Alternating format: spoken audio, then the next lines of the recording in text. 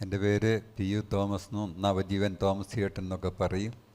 Kottayam medical കോളേജിൽ 5 ജില്ലയിൽ നിന്ന് വരുന്ന പാവപ്പെട്ട രോഗികൾക്കും കുട്ടികളുടെ ഹോസ്പിറ്റലിലും ജില്ലാ ഹോസ്പിറ്റലും ജില്ലാ ആയുർവേദം ജില്ലാ ഹോമിയോ ഹോസ്പിറ്റലിലൊക്കെയായി ദിവസവും 5000-ലധികം രോഗികൾക്കും ആശ്രിതർക്കും ഭക്ഷണം കൊടുത്ത് സഹായിച്ചുകൊണ്ടിരിക്കുകയാണ് നവജീവൻ ട്രസ്റ്റിലൂടെയൊക്കെയും. ഒരു ദിവസത്തെ ഭക്ഷണ ചെലവിന് തന്നെ 1,70,70,000 രൂപ ചെലവ് വരും. 54 പേര് വെളുപ്പിന് ഒരു 3 മണി മുതൽ കഷ്ടപ്പെട്ടെങ്കിലേ ഈ ഭക്ഷണം 5 ഹോസ്പിറ്റലായിട്ട് എത്തിച്ചു കൊടുക്കാനായിട്ട് സാധിക്കത്തുള്ളൂ. വളരെയേറെ വർഷങ്ങളായിട്ട് ചെയ്തുകൊണ്ടിരിക്കുന്ന ഒരു ജീവകാരുണ്യ പ്രവർത്തനമാണ് നവജീവൻ ട്രസ്റ്റിൻ്റെയൊക്കെ. ഈ ഭക്ഷണം ഞാൻ കൊടുക്കാനായിട്ട് ആഗ്രഹിച്ചത്, ഞാൻ സ്കൂളിൽ പഠിക്കുന്ന കാലത്ത് വിശന്നിരിക്കുന്ന കൂട്ടുകാർക്ക് എൻ്റെ പങ്ക് ചോറ് കൊടുത്ത് വിശന്നിരുന്ന രോഗിയായി ഞാൻ മെഡിക്കൽ കോളേജിൽ വന്നതാണ്.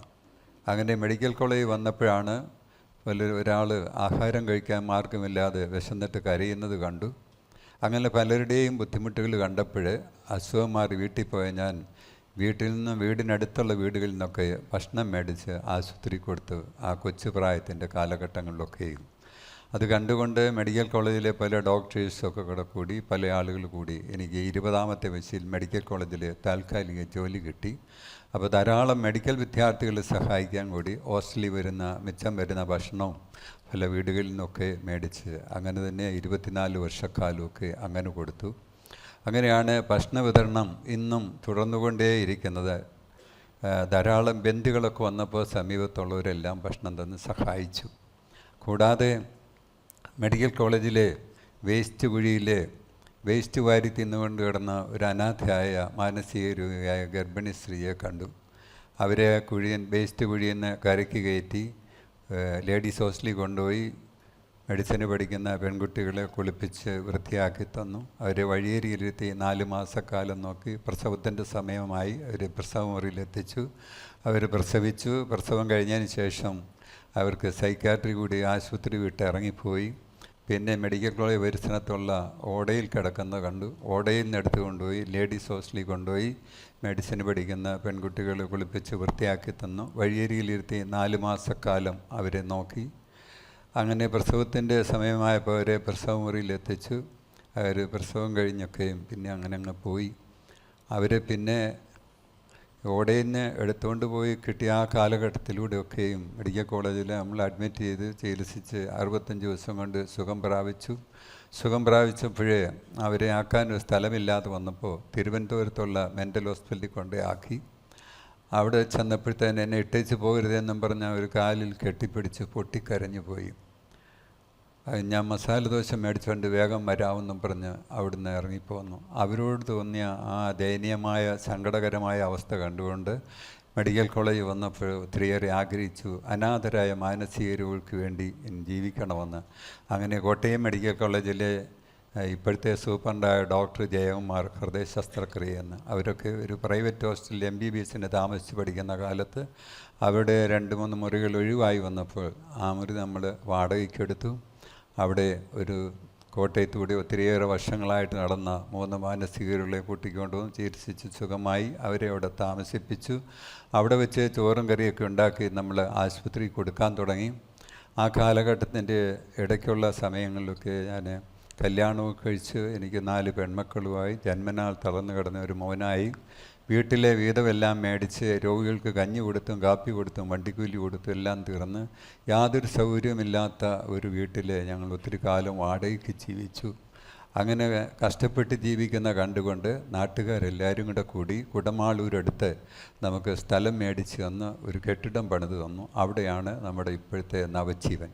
ഇപ്പോഴവിടെ 167ഓളം പേരുണ്ട്. അവിടെ നവജീവനായപ്പോൾ തിരുവനന്തപുരത്ത് കൊണ്ടയാക്കിയ സഹോദരിയെ ചെന്ന് കണ്ടു. പോരാൻ ഇഷ്ടമാണോ എന്ന് ചോദിച്ചു. ഇഷ്ടമാണെന്ന് പറഞ്ഞ് കൂട്ടിക്കൊണ്ട് വന്നു. നമ്മുടെ കൂടെ വന്നു. 3 വർഷം മുമ്പ് കയ്യെ പിടിച്ചുകൊണ്ടിരുന്നാണ് പുള്ളി മരിക്കുന്നതൊക്കെയും. അവർ പ്രസവിച്ച കുഞ്ഞിനെ ആരോ എടുത്തുകൊണ്ട് പോയി. 2ാമതൊരാൾ, 3ാമതൊരാൾ, 4ാമതൊരാൾ കൂടെ ആ കുഞ്ഞ് വളർന്നു. 10ാം ക്ലാസ് പാസ്സായി. അവിടെ കല്യാണം കഴിഞ്ഞ് അവർക്ക് 2 മക്കളുമായി. അവൾ വളർന്നത് അവിടെ 4ാമത്തെ സ്ഥലത്ത് അവൾ ചെന്ന് വളർന്ന് അവിടെ യഥാർത്ഥ അച്ഛൻ്റെ വീടിൻ്റെ വാതുക്കെ ചെന്നാണ് വളർന്നതൊക്കെ. അതിലേറ്റവും സന്തോഷമുള്ള ഒരു കാര്യം ഞാനിവിടെ വന്നപ്പോൾ ഓർത്തു, ആ കുഞ്ഞിൻ്റെ അച്ഛൻ ഈ കോളേജിൻ്റെ അടുത്ത പ്രദേശത്തുള്ള അച്ഛനാണ്. അങ്ങനെ അവരോട് തോന്നിയ ആ അനുകമ്പയിൽ ഇങ്ങനെ നവജീവൻ ഉണ്ടായതാണ്. അതിന് മുൻപും ശബരിമലയ്ക്ക് പോയ ഒരു അയ്യപ്പ ഭക്തൻ ശബരിമലയെ വെച്ച് കൂട്ടം വിട്ടുപോയി.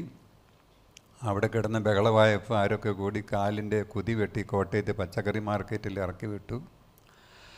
അവിടെയുള്ളവർ മെഡിക്കൽ കോളേജിൻ്റെ കാഷ്വാലിറ്റി കൊണ്ട് ഇട്ടേച്ച് പോയി. ഞാൻ അദ്ദേഹത്തെ രാത്രിയും പകലും വീട്ടിൽ പോകാതെ ഞാൻ നോക്കിക്കൊണ്ടിരുന്നു. വളരെയേറെ വിഷമിച്ചു പോയി.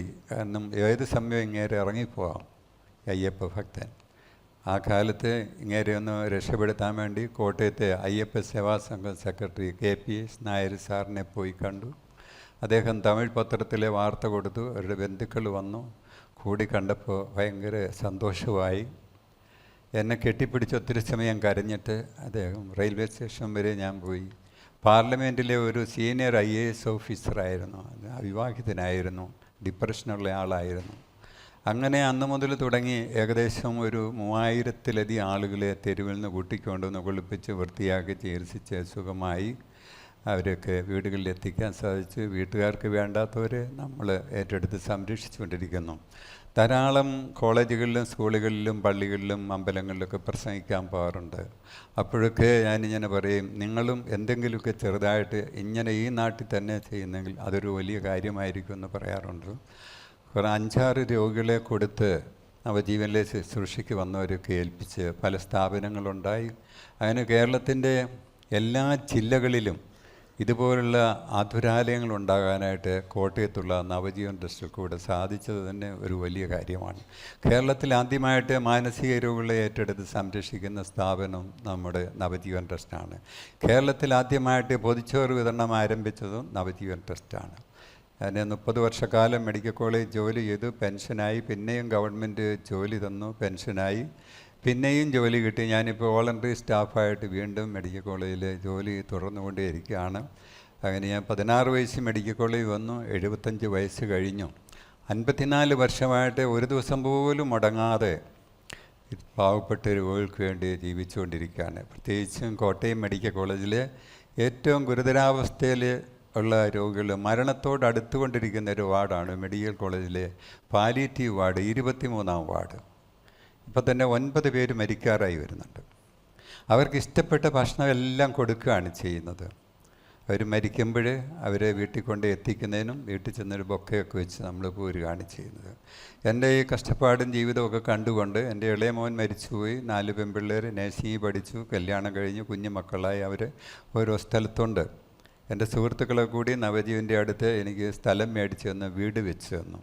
അങ്ങനെയാണ് ഞാൻ ജീവിച്ചുകൊണ്ടേയിരിക്കുന്നത്. ഞാൻ മദർ തെരേസ അമ്മയുടെ കൂടെ 10 ദിവസം താമസിച്ചിട്ടുണ്ട്. പോപ്പിൻ്റെ അടുത്തിരുന്ന കുർബാനയിൽ കൂടി പോപ്പ് ഒരു പുരസ്കാരമൊക്കെ തന്നിട്ടുണ്ട്. മദർ ഒത്തിരി സമ്മാനങ്ങളൊക്കെ തന്നിട്ടുണ്ട്. കഴിഞ്ഞ നവംബർ 10-ാം തീയതി ലോക മാനസികാരോഗ്യ ദിനം പ്രമാണിച്ച് 25 രാജ്യങ്ങളിൽ വെച്ച് ഇന്ത്യയിൽ നിന്ന് തിരഞ്ഞെടുത്ത് എനിക്ക് ഒരു അവാർഡൊക്കെ തന്ന് ആദരിച്ചിട്ടുണ്ട്. അതിനൊന്നും ഒരു പബ്ലിസിറ്റി ആയിട്ട് നമ്മൾ കൊടുത്തില്ല. അങ്ങനെ ഒത്തിരി അവാർഡുകളെല്ലാം ഇങ്ങനെ കിട്ടിയിട്ടുണ്ട്. എൻ്റെ സുഹൃത്തുക്കൾ കൂടി ഒരു സിനിമ നിർമ്മിച്ചിട്ടുണ്ട്, ഒരു നല്ല കോട്ടയംകാരൻ. കോട്ടയത്തത് 3 ആഴ്ച ഓടി. ഞാൻ പറഞ്ഞതിനായിട്ടൊരു പബ്ലിസിറ്റി കൊടുക്കേണ്ട, അത് യൂട്യൂബിലുണ്ട്. അങ്ങനെ ഒരുപാട് അവാർഡുകളെല്ലാം ഇങ്ങനെ കിട്ടുമ്പോഴും മനസ്സിൻ്റെ ആഗ്രഹം മുഴുവനും ഞാൻ പണ്ടെങ്ങനെയുള്ള മനുഷ്യനായിരുന്നു അതുപോലെ ജീവിച്ചാൽ മതി. ഏറ്റവും കൂടുതൽ എളിമയിലും അനുകമ്പയിലും കരുണയിലും ദാനധർമ്മത്തിലും ഒരു വലിയ വ്യക്തിയായി എനിക്ക് ജീവിച്ച് മരിച്ചാൽ മതി എന്നുള്ള ഒരാഗ്രഹത്തോടു കൂടി പോവുകയാണ് ഞാൻ. ഒരു വർഷം 5 ജില്ലയിൽ നിന്ന് വരുന്ന മറ്റാശുപത്രിയിലായിട്ട് 18 ലക്ഷത്തോളം ഭക്ഷണം നമ്മുടെ അടുക്കളയിൽ നിന്ന് പോകുന്നുണ്ട്.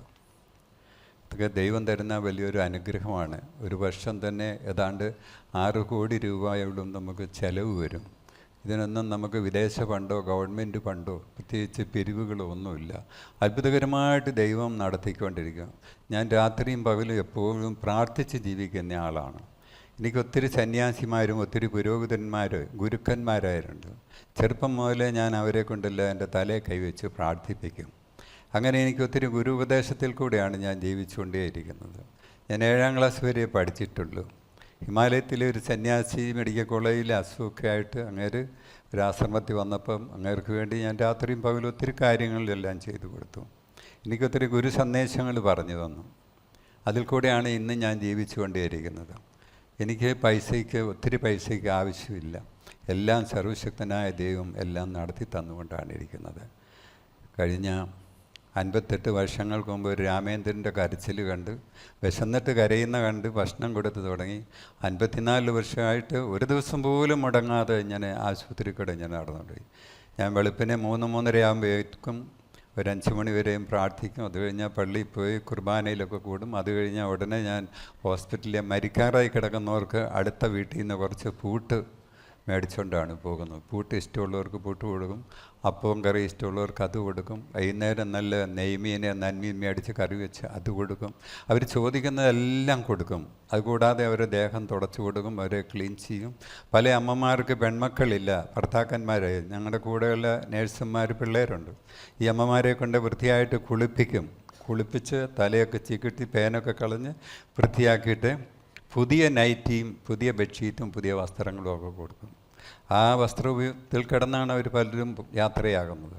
വൈകിട്ട് മീൻകറിയൊക്കെ കൊണ്ട് കൊടുത്തു കഴിയുമ്പോൾ നാളെ ഉച്ചക്കത്തേനും കൊണ്ട് തോമസിയേട്ടാ കഴിക്കാൻ ഇച്ചിരി വെച്ചിട്ടുണ്ടെന്ന് പറയും. പക്ഷേ പിറ്റേ ദിവസം രാവിലെ ചെന്നപ്പോഴത്തേന് ആ സഹോദരി മരിച്ചു കഴിഞ്ഞു. അവസാനത്തെ ഫുഡ് നമ്മുടെ കഴിച്ചാണ് പോകുന്നത്. വൈകിട്ട് എന്നും 140 രൂപ വിലയുള്ള ഞവരേരി മേടിച്ച് കഞ്ഞി വെച്ച് വൈകിട്ട് അത്താഴമായിട്ട് ഞവരേരി കഞ്ഞിയായിട്ട് കൊടുക്കാം. ആ കഞ്ഞി കുടിച്ച് പിറ്റേ ദിവസം രാവിലെ ചെല്ലുമ്പോൾ ചില കട്ടിലേക്ക് കാണില്ല. അവരെന്ത് വെച്ച് മരിച്ചു, അവരെ കൊണ്ടുപോയി. അങ്ങനെ എല്ലാ ദിവസവും മരണങ്ങളാണ് കണ്ടുകൊണ്ടേയിരിക്കുന്നത്. മരണമില്ലാത്തൊരു ദിവസവും കാണുന്നില്ല. ഏറ്റവും കൂടുതൽ രോഗികൾ മരിക്കുന്ന വാർഡ് കോട്ടയം മെഡിക്കൽ കോളേജിലെ 23-ാം വാർഡാണ്, പാലിയേറ്റീവ് വാർഡാണ്. ഞാൻ പലരോടും പറയും, വല്ലപ്പോഴൊക്കെ വന്ന് അവരെ ഒന്ന് കണ്ടാൽ നല്ല കാര്യം. പ്രത്യേകിച്ചും ചെറുപ്പക്കാരായ കുഞ്ഞുമക്കൾ ഇവരെയൊക്കെ ഒന്ന് കാണേണ്ടതാണ്. ജീവിതത്തിൽ മനുഷ്യൻ്റെ അവസാനത്തെ സ്റ്റേജും അവരുടെ ദുരിതങ്ങളും ദുഃഖങ്ങളും ഒക്കെയും. ഈ ദുഃഖകരമായ അവസ്ഥകൾ കണ്ടുകൊണ്ട് ഞാൻ പലയിടത്തും പ്രസംഗിക്കുമ്പോഴത്തേന് പറയാറുണ്ട്, മനുഷ്യൻ കിടപ്പിലാകുന്ന കാലത്ത് നടന്നുപോയ കാലത്തെക്കുറിച്ച് ഓർമ്മ വരുന്നു. നടന്നു പോകുന്ന കാലത്ത് മനുഷ്യൻ കിടപ്പിലാകുന്ന കാലത്തെക്കുറിച്ച് ഓർമ്മയില്ല. ഈ ആരോഗ്യവും ഈ ആയുസ്സും എല്ലാം അല്പകാലം മാത്രമേ ഉള്ളൂ. ഈ ആരോഗ്യം ഇന്നല്ലേ പോകും, ഈ പ്രായം പോകും. ഇതെല്ലാം കഴിഞ്ഞ് നമ്മൾ രോഗിയായി ഒരു കട്ടിലിൽ കിടക്കുന്ന ദിവസം വരും. ജനിച്ചത് എവിടെയാണെന്ന് നമുക്കറിയാം, പക്ഷേ മരിക്കുന്നത് എവിടെ വെച്ചാണെന്ന് അറിയത്തില്ല. ഞാൻ മരിക്കുമ്പോൾ ആരൊക്കെയായിരിക്കും എനിക്ക് വേണ്ട അത്യാവശ്യ കാര്യങ്ങൾ ചെയ്തു തരുന്നവരാരായിരിക്കുന്ന അറിയത്തില്ല. അങ്ങനെയുള്ളവരെയാണ് ഞങ്ങൾ ഇപ്പോഴും ഏറ്റവും കൂടുതൽ കാര്യമായിട്ട് നോക്കിക്കൊണ്ടിരുന്നത്. മരണത്തോട് അടുത്തുകൊണ്ടിരിക്കുന്നവർക്ക് എല്ലാ കാര്യവും ചെയ്തു കൊടുത്തുകൊണ്ടിരിക്കുകയാണ് ചെയ്യുന്നത്. അത് ഞാൻ പോവുകയാണെന്ന് പറയുമ്പോൾ അവർ കരഞ്ഞുകൊണ്ട് ചോദിക്കും, നീ എപ്പോൾ വരും തോമസ് ചേട്ടാ? എൻ്റെ കയ്യിലിരുന്ന് ഒത്തിരി പേര് മരിച്ചുപോയി. 47 സ്ത്രീകളെ വഴിയിൽ നിന്ന് കൊണ്ടുവരുന്നവരെല്ലാം ഗർഭിണികളായിരുന്നു. അവരൊക്കെ പ്രസവിച്ചവർ കുഞ്ഞുങ്ങളൊക്കെ ശിശുഭവൻ വഴി പോയി. ഞാൻ ഒരുപാട് പേരുടെ ഇങ്ങനെ മരണങ്ങൾ കണ്ടു. എൻ്റെ മടിയിൽ കിടന്നും കയ്യിലിരുന്നും ഒക്കെ മരിച്ചു പോയി.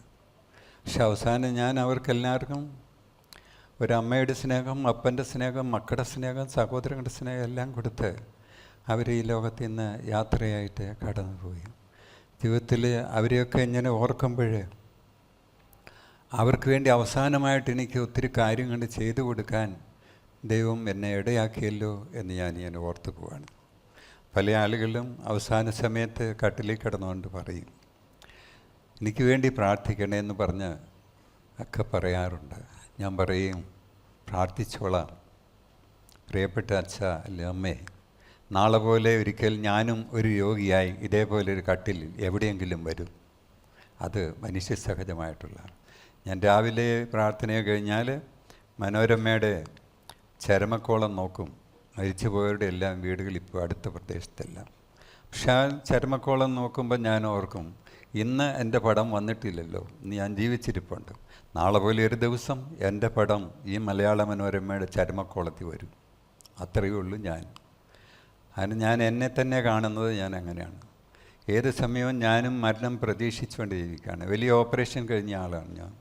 ഓപ്പൺ ഹാർട്ട് സർജറി കഴിഞ്ഞ. ഉറക്കം വേണം, വിശ്രമം വേണമെന്ന് പറയുന്നത് രണ്ടും ഇല്ല. ഉറക്കവും ഇല്ല, വിശ്രമവും ഇല്ല. ഞാൻ ക്യാൻസർ വാർഡിലോട്ട് കഴിഞ്ഞ ദിവസം പോയപ്പം പെട്ടെന്ന് എനിക്കൊരു ചെറിയ പെയിൻ ഇവിടെ വന്നു. നട കയറിയപ്പം രോഗിയുടെ അടുത്തിരുന്നപ്പോഴത്തേന് വന്നു.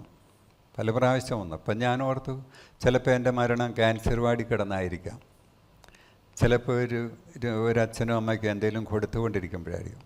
ചിലപ്പോൾ ഒരാളെ കുളിപ്പിച്ചുകൊണ്ടിരിക്കുമ്പോഴായിരിക്കും എൻ്റെ മരണം. എനിക്കതും ഇഷ്ടമാണ്. എങ്ങനെയെങ്കിലും എനിക്കൊന്ന് ഏറ്റു നിൽക്കാൻ സാധിക്കുമെങ്കിൽ ഞാൻ മെഡിക്കൽ കോളേജിൻ്റെ 23-ാം വാർഡിലേക്ക് പോകും. മരിക്കാറായി വരുന്നവർക്ക് അവസാന നിമിഷം അവർക്ക് എന്തെങ്കിലും അവരാഗ്രഹിക്കുന്നതെല്ലാം ഒന്ന് കൊടുക്കാനായിട്ടുള്ള ഒരു വലിയ ആഗ്രഹത്തോടുകൂടി കടന്നുപോയാണ്. സർവശക്തനായ ദൈവം എനിക്ക് തരുന്ന വലിയൊരു അനുഗ്രഹമാണ്. ഞാൻ ഏറ്റവും കൂടുതൽ പല രാജ്യങ്ങളിലൊക്കെ പ്രസംഗിക്കാൻ പോയിട്ടുണ്ട്. എന്നെ ഏറ്റവും കൂടുതൽ സഹായിച്ചിട്ട് ഞാൻ കോട്ടയം മെഡിക്കൽ കോളേജിലെ മെഡിക്കൽ വിദ്യാർത്ഥികളാണ്. എളിമയിലും അനുകമ്പയിലും കരുണയിലും ദാനധർമ്മത്തിലും ഒരു വലിയ വ്യക്തിയായി ജീവിച്ച് മരിക്കണമെന്നുള്ള ആഗ്രഹമാണ്. എല്ലാവരും എന്നെക്കാളും നല്ലവരും വലിയവരുമായിട്ടാണ് ഞാൻ എല്ലാവരെയും കണ്ടുകൊണ്ടിരിക്കുന്നത്. എന്നെ സർവശക്തനായ ദൈവം എന്നെ ഇങ്ങനെ വഴി നടത്തുന്നതാണ്. അതിൽ ഞാൻ എപ്പോഴും ദൈവത്തോട് നന്ദി പറഞ്ഞ് ജീവിച്ചുകൊണ്ടിരിക്കുകയാണ് ചെയ്യുന്നത്.